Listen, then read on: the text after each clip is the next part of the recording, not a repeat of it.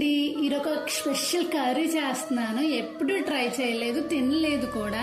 ఎప్పుడు పెసరపప్పుతో వంకాయ, పెసరపప్పుతో మామిడికాయ చేశాను, కానీ ఇలా చింత చిగురు వేసి అస్సలు చేయలేదు. ఇప్పుడు సీజన్ కదా, చింత చిగురు వస్తూ ఉంటుంది కదా, సో అదంతా కోసాను. కొంచెం ఒక కప్పుకి కోసి పెసరపప్పుతో వండుదాం కదా, ట్రై చేద్దాము అనుకుని ట్రై చేశాను. చాలా బాగా వచ్చింది. చాలా ఈజీ కూడా, సింపుల్ గా బ్యాచిలర్స్ చేసుకోవచ్చు.